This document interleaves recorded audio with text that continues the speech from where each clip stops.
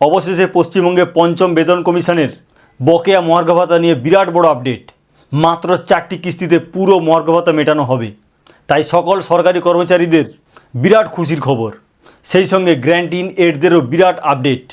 তো বন্ধুরা, আজকের ভিডিওতে তোমরা জানবে পঞ্চম বেতন কমিশনের কোন পিরিয়ডের মহার্ঘ ভাতা মেটানো হবে, যে 4টি কিস্তিতে মেটানো হবে তার শুরু কোথায় এবং শেষ কোথায়, কারা পাবে এবং আরও কিছু গুরুত্বপূর্ণ আপডেট। গ্র্যান্ট ইন এডদেরও কী হবে, অবশেষে রয়েছে ডিএ মামলার শুনানি, সব কিছু ডিটেলসে আলোচনা করব। সুতরাং বন্ধুরা, বুঝতেই পারছো আজকের ভিডিওটা খুবই গুরুত্বপূর্ণ তোমাদের কাছে, যারা মূলত পশ্চিমবঙ্গ সরকারের সরকারি কর্মচারী। তাই আজকের ভিডিওটি শুরু থেকে শেষ পর্যন্ত বিনা স্কিপ করে ভালোভাবে দেখবে। আজকের ভিডিওটি খুবই ইনফরমেটিভ।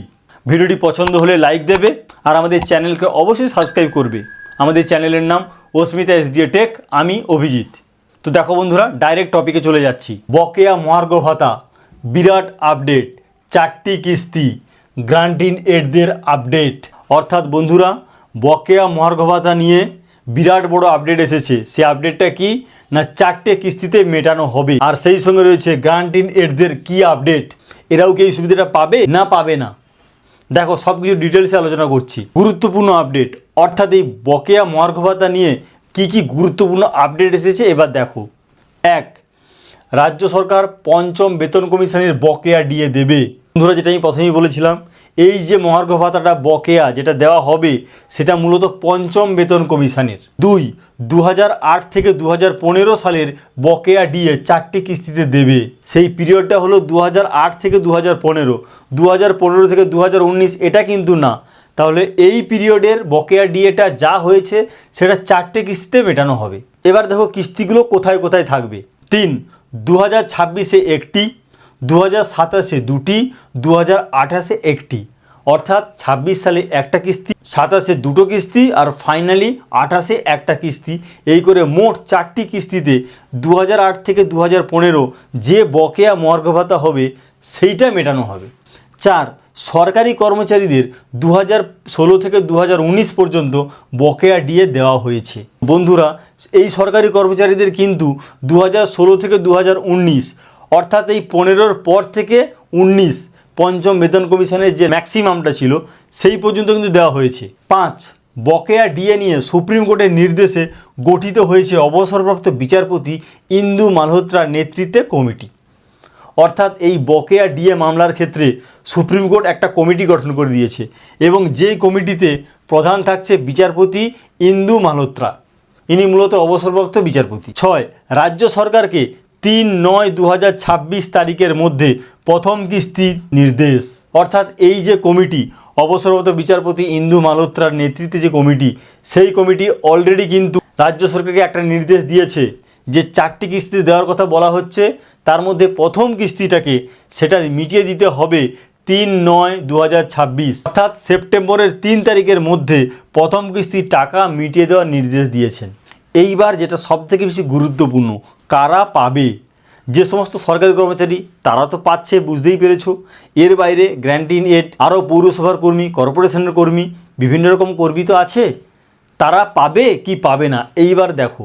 1, যেসব কর্মীর ই সার্ভিস বুক আছে যা আপডেট ও স্ক্যান তারাই পাবে। যে সমস্ত দপ্তরের ই সার্ভিস বুক চালু হয়েছে এবং সেই সার্ভিস বুক আপডেট আছে এবং স্ক্যান করা সম্ভব হচ্ছে, কেবলমাত্র তারাই এই 2008 থেকে 2015 সালের বকেয়া ডিএ 4 কিস্তি যেটা ছিল সেইটা পাবে। 2, রাজ্য সরকার পেনশনভোগীদের 2008 থেকে 2019 বকেয়া ডিএ মিটিয়ে দেবে কমিটিকে জানিয়েছে। যারা রানিং সার্ভিস করছে তাদের ব্যাপারটা নয় বোঝা গেল, কিন্তু যারা রিটায়ার্ড হয়ে গিয়েছে তাদের ক্ষেত্রে কিন্তু পঞ্চম বেতন কমিশন যেই পর্যন্ত লাগু ছিল, অর্থাৎ 2008 থেকে 2019 এই বকেয়া যা ডিএ হবে সেটা কিন্তু মিটিয়ে দেবে বলে কমিটিকে রাজ্য সরকার জানিয়েছে।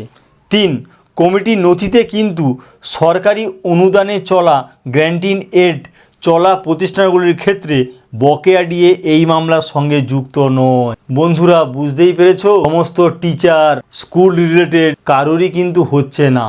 পরিষ্কার এখানে বলা আছে গ্র্যান্ট ইন এড অর্থাৎ সরকারি সাহায্যপ্রাপ্ত যে সমস্ত স্কুল, সরকারি অনুদানে যে সমস্ত সংস্থা চলছে তারা কিন্তু এই মহার্ঘ ভাতা অর্থাৎ পঞ্চম বেতন কমিশনের যে বকেয়া মহার্ঘ ভাতা সেই কেসে কিন্তু ওরা ইনক্লুড নয়। সবাই জানো যে টিচাররা প্রচুর আন্দোলন করেছিল, কিন্তু আলটিমেট সেই টিচাররাই কিন্তু এই পঞ্চম বেতন কমিশনের বকেয়া মহার্ঘ ভাতার কেসের মধ্যে এখনও পর্যন্ত এক্সক্লুডেড। জানি না ফিউচার এটা ইনক্লুডেড হবে কি না, সেটা সময়ই বলবে। বাসে, অটোতে, রাস্তায় শুনতে পাই যারা টিচার আছে তাদের বিরাট মহার্ঘ ভাতা বেড়ে যাবে, পঞ্চম বেতন কমিশন ইফেক্ট হয়ে যাচ্ছে, প্রচুর বেনিফিট পাবে। বাস্তবে কিন্তু এখনও পর্যন্ত সেই জিনিসটা হচ্ছে না। 4, তবে রাজ্য সরকার গ্র্যান্ট ইন এডদের বকেয়া দিতে ইচ্ছুক। কিন্তু রাজ্য সরকারের দিক থেকে একটা পজিটিভ স্টেপ আছে। রাজ্য সরকার কিন্তু বারবার জানিয়েছে যে গ্র্যান্ট ইন এডদের অর্থাৎ মূলত টিচারদের এই পঞ্চম বেতন কমিশনের বকেয়া মহার্ঘ ভাতা কিন্তু দেওয়ার জন্য ইন্টারেস্টেড। কিন্তু এটা তো সুপ্রিম কোর্টের বিচারাধীন বিষয়। রাজ্য সরকার চাইলেই তো আর হবে না। সুপ্রিম কোর্টের নির্দেশ কী দেয় সেই দিকে সবার চোখ থাকবে। ডিএ মামলা শুনানি, এই পঞ্চম বেতন কমিশনের বকেয়া মহার্ঘ ভাতা নিয়ে কিন্তু সামনে একটা শুনানি আছে। এইবার দেখো, পরের শুনানি 18/8/2026, অর্থাৎ এই আগস্ট মাসের 18 তারিখে এই বকেয়া মহার্ঘ ভাতা নিয়ে পরের শুনানি আছে। এখন দেখা যাক সুপ্রিম কোর্টে কী রায় বেরোয় বা কী অবজারভেশন আসে। তো বন্ধুরা, তোমরা বকেয়া মহার্ঘ ভাতা যেটা পঞ্চম বেতন কমিশনের ছিল সেই নিয়ে যা যা আপডেট আশা করি বুঝতে পেরেছো।